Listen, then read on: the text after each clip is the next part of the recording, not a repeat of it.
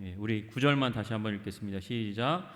그러므로 믿음으로 말미암은 자는 믿음이 있는 아브라함과 함께 복을 받느니라. 아멘. 한 번은 제가 있을 때는 아니고 제가 알고 있는 공동체의 소문을 들은 적이 있었습니다. 그 공동체의 문제가 뭐였냐면 거룩을 지향하는 어떤 선교단체의 영향을 받은 거예요. 거룩 좋죠. 하나님의 거룩이 굉장히 아름답고 좋은 겁니다. 그런데 그 거룩하게 되는 것에 이제 도전을 받은 청년 몇 사람들이 동료 청년들에게 그런 생각들을 다 나누어 주었어요. 거룩하게 되려면 어떻게 해야 할까요? 그들이 선택한 신학대학교 교수님이 이제 출신이신 그 지도자가 가르쳐준 그 말씀에 따라서 거룩하게 되기 위해서 어떻게 보면 자아 비판 같은 것, 그러니까 자신들이 마음속에 하루 종일 이제 지내면서 가졌던 생각들 가운데서 악하다고 생각하는 것, 악하다고 이제 여겨지는 행동들을 다 내어놓는 거예요.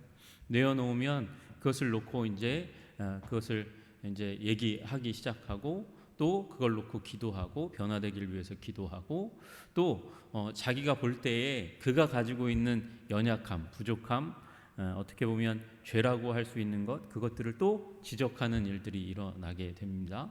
여러분, 그게 뭐 같으세요? 저는 북한에 있는 5호 담당제 같은 느낌이 들었어요. 5명, 6명 이렇게 모아가지고 서로 감시하고 자기의 부족함과 연약함뿐만 아니라 남의 죄, 부족함과 연약함을 막 쏟아내는 거예요. 그랬더니 공동체가 처음에 잘 가는 것 같았어요. 심지어 열정이 굉장히 뛰어나니까 합숙까지 같이 했거든요. 그러다가 한 사람씩 그 공동체로부터 야반도주하는 일이 일어납니다. 왜요? 너무 힘드니까. 그 일이 쉽지 않은 거예요. 여러분, 우리 율법의 조항을 하나 따져가다 보면 그것이 우리의 영혼을 힘들게 하고 어렵게 하는 경험들을 하게 됩니다.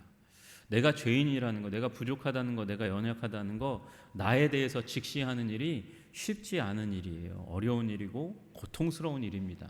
그런데 그것을 매일 하다 보니 그게 쉽지 않은 일이죠. 영혼이 고통하고 자아가 굉장히 상처받고 어려워하니까 이제 밤마다 이제 한 사람씩 이탈해져서 그 공동체가 많이 비게 되는 일이 일어나게 되는 것이에요.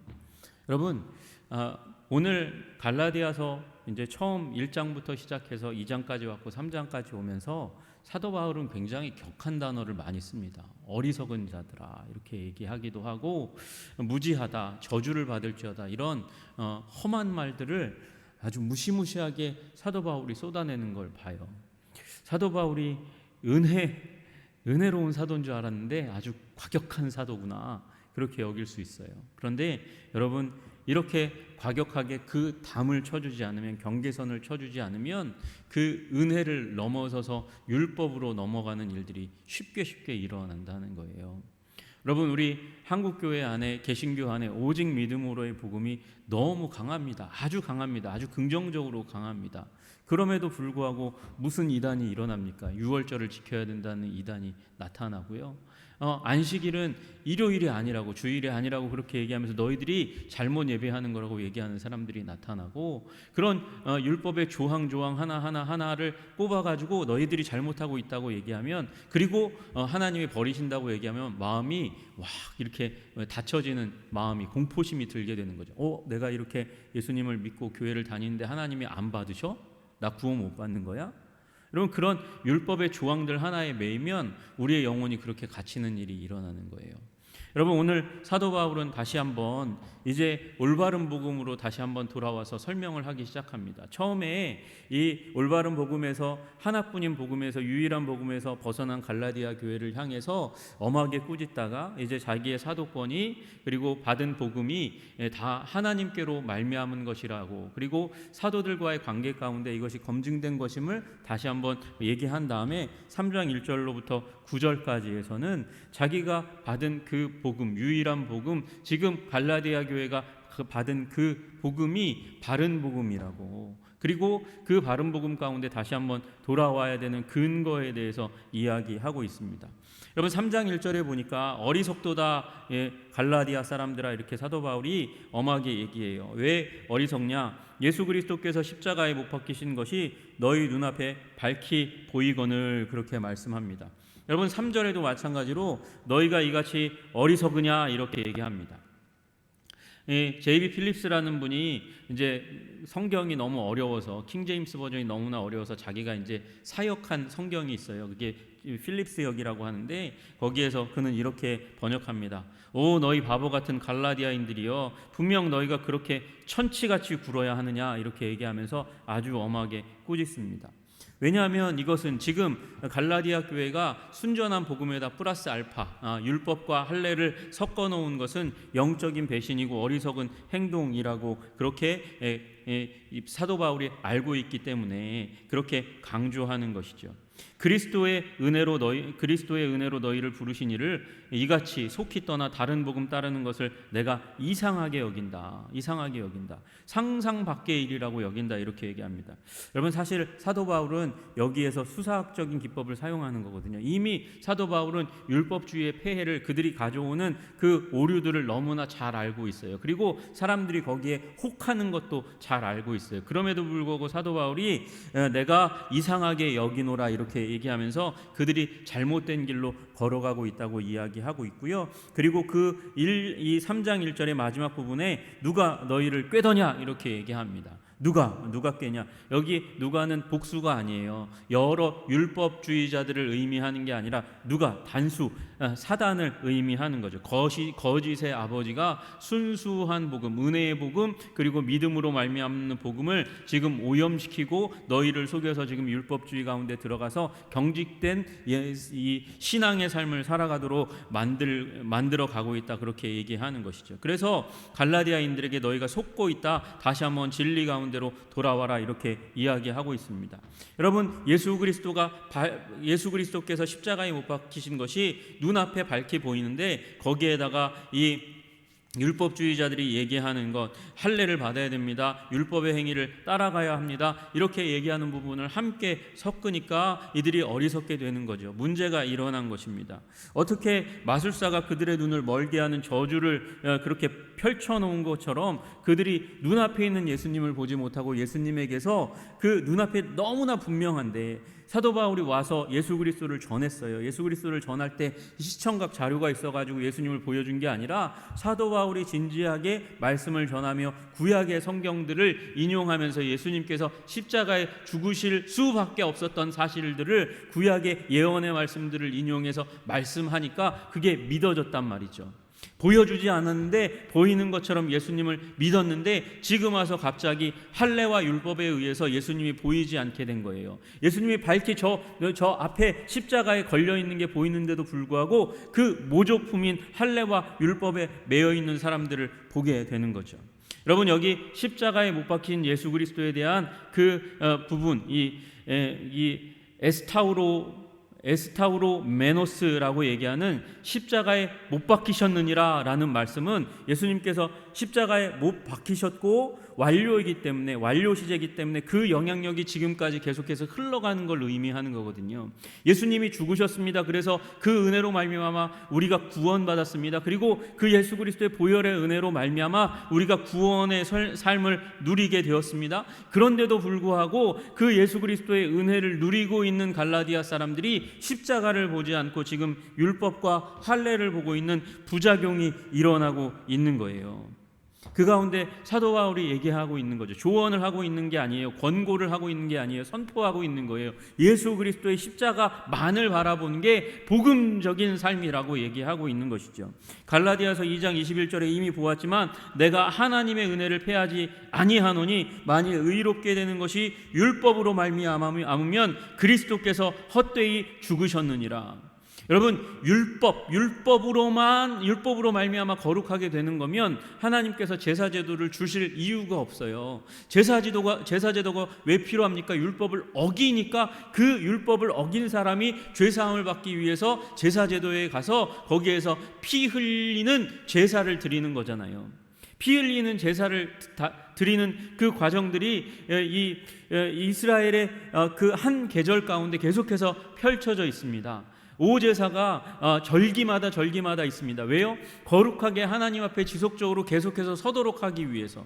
이스라엘의 이슈는 그거예요. 거룩하신 하나님 앞에서 어떻게 거룩함을 지키며 살아갈 수 있는가. 여러분, 율법을 지키는 게 아니고 율법을 어긴다 할지라도 제사 제도를 통해서 죄사함 받는 거예요. 그게 하나님 앞에 서 있는 길이란 말이죠. 그럼 제사 제도가 의미하는 게 무엇입니까? 짐승을 죽이면 죄사함 받는다는 거예요? 아니요. 우리를 위해서 피 흘리시기에 위해서 오실 메시아를 소망하고 대망하게 만드는 거예요. 그 예수님을 바라보고 그 예수님 안에서 다가오실 메시아, 그분의 피 흘리심 안에서 모든 인류가 구원받을 수 있는 가능성 가운데 들어가게 되는 것을 주님께서 열어주시는 그 믿음 가운데 들어가는 거거든요. 그리고 예수님이 오셨단 말이죠. 그러면 율법은, 할례는 중요하지 않은 게 더 이상은 중요하지 않은 거예요. 예수 그리스도가 더 중요한 것이죠. 근데 그 예수 그리스도 십자가에 못 박히신 분을 밝히 보지 못하고 다시 구약의 율법으로 가는 거죠. 그래서 사도 바울은 다시 한번 이 예수 그리스도를 볼 수 있도록 그들의 시력을 교정시켜주는 일을 하고 있습니다. 그래서 첫 번째로 2절부터 5절까지는 그 갈라디아 교인들의 경험에 호소하고 있는 거예요. 경험에 호소하고 있고요. 그 다음에 6절부터 9절까지는 역사적인 부분에서 아브라함의 예를 들면서 너희가 믿음으로 말미암아 은혜로 구원받는 것이지 율법을 믿음으로 할례를 받음으로 너희가 하나님 앞에 거룩하게 서 있는 게 아니라고 설득하고 있습니다.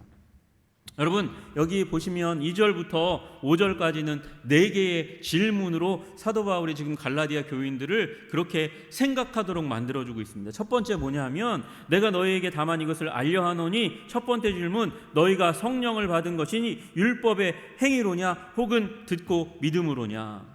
갈라디아 교회가 지금 성령을 받았단 말이에요. 성령을 받았는데 성령을 받은 것이 너무나 명확한데, 성령을 받은 게 율법의 행위를 잘 지켰을 때 성령을 주신 거냐, 아니면 예수 그리스도 십자가에 못 박히신 그 예수 그리스도가 보여졌을 때, 믿어졌을 때 성령이 너에게 임했느냐, 이렇게 묻는 거예요.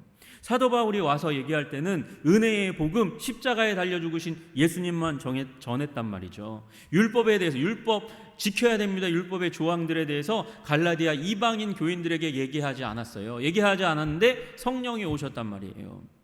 성령을 받은 이유가 믿을 때에 십자가에 달리신 예수님, 우리의 죄를 위해서 대신 죽으신 예수님을 믿을 때 성령을 너희가 받았는데 왜 율법으로 돌아가냐. 성령을 주신 것은 믿음, 은혜 가운데 믿음을 보인 그 우리들의 믿음 앞에 하나님이 은혜로 성령을 주신 거 아니냐, 그렇게 말씀하고 있는 것이죠. 두 번째 질문입니다. 너희가 이같이 어리석으냐? 성령으로 시작하였다가 이제는 육체로 마치겠느냐? 여러분, 여기 육체는 할례를 대표하는 율법을 말하는 거예요. 너희가 그렇게 성령을 받았어. 갈라디아 교인들이여, 당신들이 성령을 그렇게 믿음으로, 하나님이 은혜로 주시는 그 성령을 믿음으로 받았는데, 이제 성령으로 시작했다가 믿음으로 이어가지 않고 그럼 할례 받을래? 율법을 준수할래? 다시 구약으로 돌아가는, 나의 행위로 돌아가는 일을 할 거냐, 아니면 다시 믿음으로 지속할 거냐, 이 얘기를 하고 있는 거죠. 성령으로 시작하였다가 이제는 육체로 마치겠느냐, 아니면 성령으로 계속해서 이어가겠느냐를 묻고 있는 것이죠. 그리고 세 번째 질문이 이거예요. 너희가 이같이 많은 괴로움을 헛되이 받았느냐? 과연 헛되냐? 여러분, 여기에서 괴로움이라는 단어를 조금 우리가 생각해 볼 필요가 있습니다. 이게 헬라어 원어로는 외부의 영향에 의해서 어떤 일을 경험하는 것, 그 경험 가운데는 고통스러운 일까지도 포함하는 거예요. 그러니까 경험이 더 크고 그 안에 고통받는 일, 고난받는 일, 괴로움받는 일이 더 작은 거죠. 근데 저는 이게 원래 첫 번째 의미가 더 맞다고 생각해요. 그래서 이렇게 번역하는 게 더 맞을 거라고 생각합니다. 너희가 이같이 많은 경험을 헛되이 받았느냐? 이처럼 많은 체험을 헛되이 받았느냐? 무엇으로 말미암은 체험이요? 여러분, 지금 이 첫 번째 질문, 두 번째 질문, 2절과 3절은 계속해서 무엇에 대해서 얘기하고 있죠? 성령에 대해서 얘기하고 있어요. 그러니까 세 번째 질문도 성령에 의한 것이 맞아요. 그러면 이렇게 되는 거죠. 너희가 이같이 많은 성령에 의한 경험을 헛되이 받았느냐? 여러분, 성령 체험이라는 소위 그런 말을 우리가 들어봤잖아요. 성령님께서 우리 가운데 오실 때에 기사와 이적을 베푸십니다. 놀라운 일을 행하십니다. 이것이 우리가 얘기하는 여기 경험, 이같이 많은 경험을, 이같이 많은 체험을 헛되이 받았느냐? 이렇게 말씀하시는 그 말씀의 내용이라는 것이죠. 여러분, 고린도후서 12장 12절에 그렇게 말씀합니다. 사도의 표가 된 것은, 사도라고 이 하나님께서 이 복음이 없는 곳에 복음이 있도록, 교회가 없는 곳에 교회가 존재하도록 보내시는 자가 사도적 삶을 사는 사람들, 선교사라고 얘기하는 거거든요. 그들의 표가 뭐냐면, 그가 갈 때 내가 너희 가운데 모든 참음과 표적과 기사와 능력을 행한 것이라. 여러분, 사도들은 가면 참아요. 견뎌야 돼요. 복음의 불모지니까 너무나 힘들어요. 여러분, 그게 첫 번째 사도의 표예요. 견뎌야 돼요. 근데 그 견딤 가운데 하나님께서 베풀어 주시는 게 뭐냐면 표적과 기사와 능력이라는 것이죠. 여러분, 여기에 말씀하시는 이같이 많은 괴로움 아니고 이같이 많은 경험, 체험이 무엇이냐? 표적과 기사와 능력이라는 것이죠. 성령으로 말미암아 이같이 너희가 많은 경험과 표적과 기사와 능력을 받았는데 그것을 헛되이 하겠느냐? 그게 과연 헛되냐? 성령께서 일으키신 놀라운 일들이 과연 헛된 것이냐? 근데 왜 성령이 아니라 다시 율법을 쫓아가니? 묻고 있는 것이죠. 여러분, 성령께 나아가야 성령께서 우리들의 삶 가운데 새로운 일들을 일으켜 주시는 줄로 믿으시기를 주님의 이름으로 축복합니다. 여러분, 율법의 조항들과 같은 교회 생활에 여러 가지 준칙들이 있어요. 이거 지켜야 교회 생활 잘하는 겁니다. 새벽기도 나와야 되고 주일 성수해야 되고 헌금 생활 11조 감사헌금 이거 다 해야 됩니다. 여러분, 이게 막 강조되고 성령이 안 강조되는 교회는 능력을 잃어버린 교회예요. 여러분, 그거 강조돼야 하죠. 그럼 그것보다 더 중요한 게 무엇입니까? 성령님이세요. 성령님이 우리 안에 하나님의 나라를 가져오잖아요. 성령님은 다른 의미로 그리스도의 영이고 하나님의 영이잖아요. 그리스도를 알게 하시는 분, 하나님을 알게 하시는 분은 성령님이시잖아요. 성령님이 우리 마음 가운데 올 때, 그 성령님이 우리를 지도하고 다스리고 통치하실 때, 우리가 성령님께 충성할 때, 완전히 충성할 때, 성령 충만할 때 그 모든 율법이 요구하는 일을 이루어요. 어떻게 이룹니까? 사랑으로 이루는 거예요. 주님을 사랑하고 이웃을 사랑하는 사랑의 삶을 살아갈 수 있도록 성령님께서 능력을 주시잖아요. 그런데 그 성령의 사랑을 무시하고 갑자기 율법의 조항들이 막 나타나면 경직되어지고, 내가 이걸 지키지 않으면 마치 무슨 일이 일어나서, 나쁜 일이 일어나서, 어려운 일이 일어났어. 그러면 하나님의 사랑 가운데서 혹시 내가 벗어난 거 아닌가? 이거 지켜야 되는데 안 지켜가지고 하나님이 치신 거 아닌가? 이런 생각들을 하게 된단 말이죠. 여러분, 성령께로 돌아가시는 여러분 되시기를 주님의 이름으로 축복합니다. 성령께서 위대한 일들을 이루셨는데 너희가 그런 체험들, 성령께서 주신 체험들을 뒤로 하고 다시 율법의 조항으로 가서 넘어지고 깨어지고 부서지는 인생 살 거니? 라고 지금 바울이 묻고 있는 거죠. 네 번째 질문은 이것입니다. 너희에게 성령을 주시고 너희 가운데서 능력을 행하시는 이의 일이 율법의 행위에서냐 혹은 듣고 믿음에서냐? 여러분, 여기에서 지금까지 성령 받은 것에 대해서 세 번째 질문까지 가다가 네 번째 질문은 받은 자의 입장이 아니라 주신 자의 입장에서 말씀하고 있는 거예요. 너희에게 성령을 주시고, 누가요? 하나님이 성령을 주시고 너희 가운데서 능력을 행하시는 이의 일이 율법을 잘 지켰다고 부어주셨니? 아니면 너희가 믿을 때에 부어주셨니? 너희가 율법의 행위에 대해서 순종한다고 순종의 표를 보일 때, 그 행동들을 보일 때에 보일 때 이전에 어떨 때요? 이미 믿음으로 하나님께 나아갔을 때 성령을 부어주셨고 능력을 행하셨어. 여러분, 이 능력을 행하시는 것이 앞에 있는 이같이 많은 경험, 체험을 의미하는 거죠. 여러분, 이 일들을 믿을 때에 주님께서 주신 줄로 믿으시기를 주님의 이름으로 축복합니다. 그래서 믿음이 중요한 거예요. 믿음을 자꾸 바꾸려고 하면 안 돼요. 율법의 조항으로 채워 넣으려고 하면 안 돼요. 여러분, 우리가 예수님을 사랑하는 교회 되기를 원합니다. 여러분, 우리 한성교회가 예수님을 사랑하는 교회가 되기를 원합니다. 여러분, 이 성장하는 교회는요, 규칙이 많은 교회가 아니고요, 규칙이 많은 교회가 아니고 예수님을 사랑하고 예수님께 그 사랑의 순종을 하라는 교회가 성장하는 교회지, 예수님에 대한 사랑을 강조하지 않고 자꾸 조직을 유지하기 위한 몇몇 가지 그런 이런 조항들을 강조하는 교회가 아니란 말이죠. 여러분, 주님 사랑하시기를 주님의 이름으로 축복합니다. 어떻게 주님을 사랑하지 않을 수가 있습니까?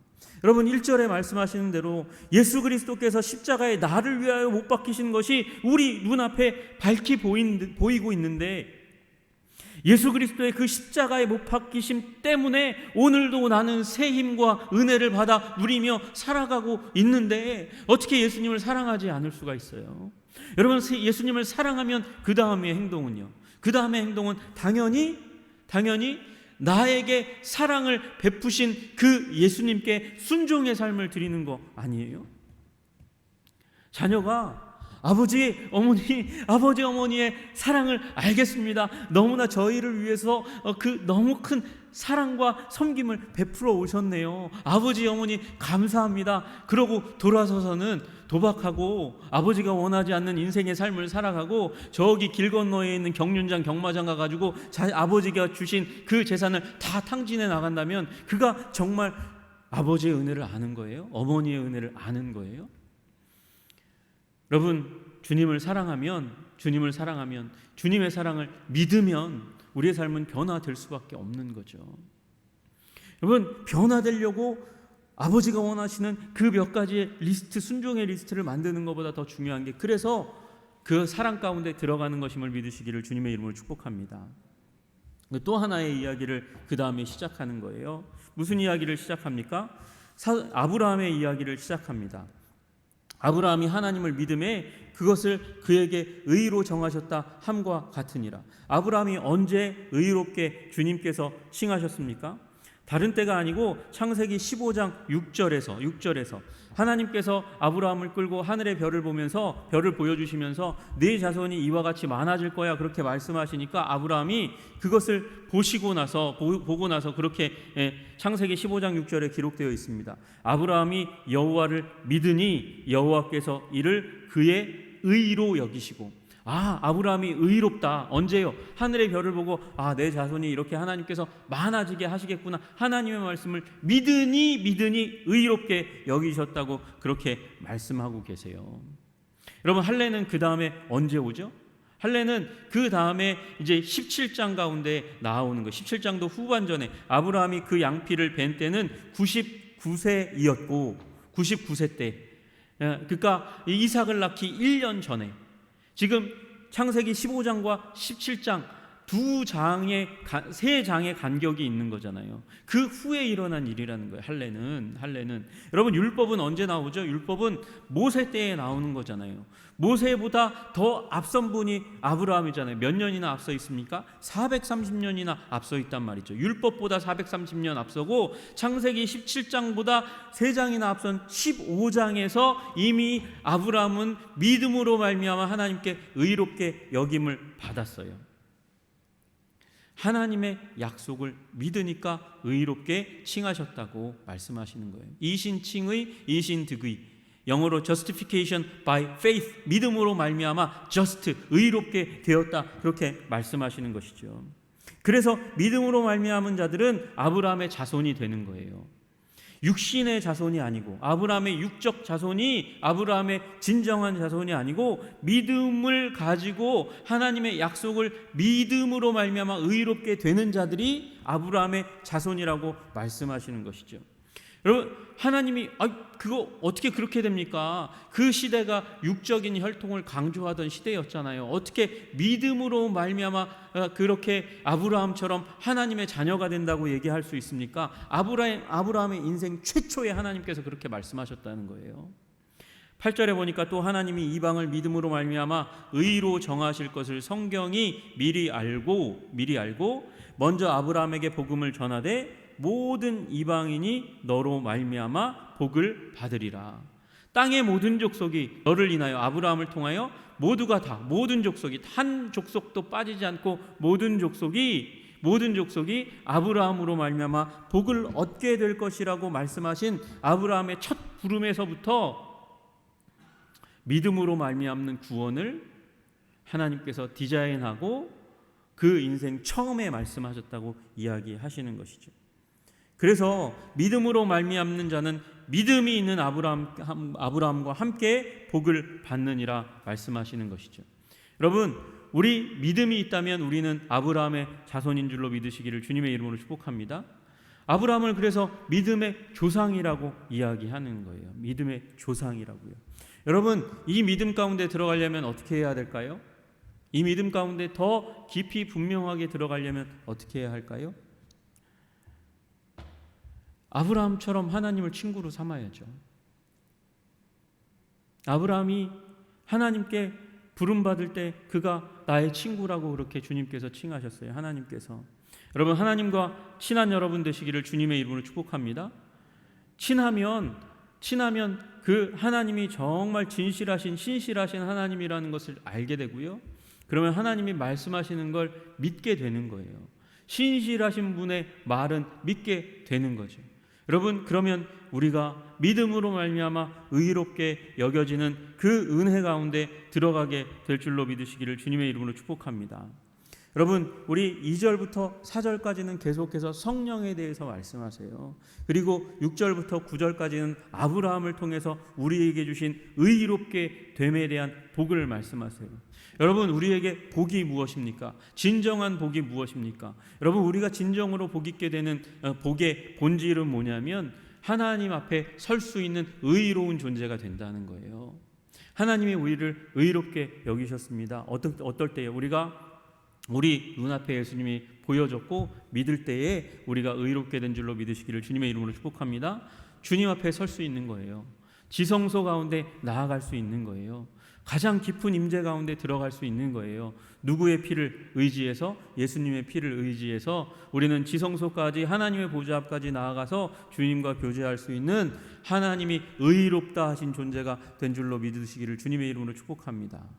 또 하나의 은혜가 뭐예요? 여러분, 2절부터 5절까지의 내용 가운데 있는 성령님이세요. 성령님, 그리스도의 영이 우리 안에 와 계셔요. 우리 안에 계셔서 우리를 인도하세요. 여러분, 성령님이 내 안에, 예수 그리스도를 구주 주님으로 믿은 자는 성령님이 내 안에 계세요. 여러분, 성령님께 물으시는 여러분 되시기를 주님의 이름으로 축복합니다. 성령님께 내 삶의 앞길을 의탁하고 주님, 나에게 지혜를 주십시오. 그렇게 물으며 나아갈 때 주님께서 우리의 삶의 길을 열어주시고 해야 할 일을 우리에게 지도하실 줄로 믿으시기를 주님의 이름으로 축복합니다. 여러분, 성령님과 우리가 주님 앞에 설 수 있는 의로움이 참된 복이에요. 예수님을 통해서 우리에게 주신 복이라는 거죠. 여러분, 이 복을 잃어버리지 않아야 합니다. 이 복을 잃어버리면 자꾸 율법으로 갑니다. 율법으로 가면 우리는 망하는 존재가 되는 것입니다. 여러분, 여기 사도 바울이 3장 1절에 복음을 전한 이 십자가에 못 박히신 그리스도를 눈앞에 밝히 보이건을 그렇게 말씀하세요. 밝히 보인다는 말은 공시한다는 거예요. 분명하게 알도록 그 앞에 모든 사람 앞에서 밝히 보여주는 것, 설명하는 것, 계시하는 것을 의미하는 것입니다. 예수님이 우리 앞에 십자가에 못 박히신 예수님이 보여지셨습니까? 그 예수님을 지속적으로 바라보세요. 계속 바라보세요. 주님, 그 존전 앞에 주님이 나를 부르시는 그날까지 계속해서 쳐다보시기를 바랍니다. 왜요? 복음의 본질은 예수님의 태어나심과 이 땅 가운데 사심과 부활하심과 승천하심과 그 승천하셔서 우리를 위해서 중보하심, 다시 오심, 그 모든 것이 다 복음이지만 복음의 중심에 있는 건 십자가에 달리신 예수님이세요. 십자가에 달리신 그 예수님, 나를 위해서 사랑하여 나를 위해서 대신 죽음의 자리 가운데 계신 그 예수님, 그 예수님을 믿을 때에 우리의 삶의 본질이 완전하게 변화되는 줄로 믿습니다. 여러분, 그리고 그 예수 그리스도로 말미암아 우리 인생 가운데 주시는 진정한 복, 성령님과 의롭게 하심, 그것을 바라보시기를 주님의 이름으로 축복합니다. 성령 받으려면 예수님이 주시는 성령과 의롭게 하심을 받으려면 우리 뭐 해야 된다고요? 뭐 해야 된다고요? 여러분, 이거에 대해서 이제 다시 한번 이 질문 앞에 딱 서 있으셔야 돼요. 여러분, 성령 받고 주님 앞에 의로운 삶을 계속해서 살아가시려면 하나님 앞에 무엇을 드려야 됩니까? 아무것도, nothing, 아니요, 아무것도 아니에요. 아무것도 주님께 드릴 것이 없어요. 딱 하나 드릴 게 있다면 여러분과 저의 죄예요. 예수님의 십자가가 우리 삶에 적용되려면 뭘 드려야 됩니까? 죄가 있으면 주님의 그 은혜 가운데 들어갈 수 없으니까 우리의 죄를 그리스도의 십자가 앞에 내어놓는 거예요. 믿음으로 주님, 이 죄를 사하여 주십시오. 이 불쌍한 죄인을 용서하여 주시옵소서. 아무것도 할 일이 없는데 예수님을 그 믿는 그 믿음 가운데 죄를 내어놓으면 주님께서 우리 안에 성령을 부어주시고 우리를 의롭다 칭하시는 위대한 은총 가운데 들어가게 되는 줄로 믿으시기를 주님의 이름으로 축복합니다. 기도하겠습니다. 하나님 아버지, 사도 바울이 말합니다. 어리석도다 갈라디아 사람들아. 예수님을 알았는데 예수님 그 믿는 그 믿음 가운데 다시 한번 율법의 조항들 할례를 더하여서 주님의 사랑으로부터 멀어져 갔습니다. 주님, 우리도 예수 그리스도만으로 충분한데 예수 그리스도 말고 다른 것으로 우리의 삶을 치장하고 아름답게 하려고 하는 그 삶 가운데 들어가지 않도록 주님 도와주시옵소서. 주님, 무엇보다 본질적인 것이 예수님 그분 자신이십니다. 우리 주님을 사랑하고 예수님께 순종하는 공동체가 될 수 있도록 주님 도와주시고 인도하여 주시옵소서. 그 완전한 복음 가운데 우리의 그 어떤 행위도 아니고 믿음으로 나아가는 자들이 될 수 있도록 주님 우리를 붙들어 주시고 인도하여 주옵소서. 예수님 이름 받들어 기도드리옵나이다. 아멘.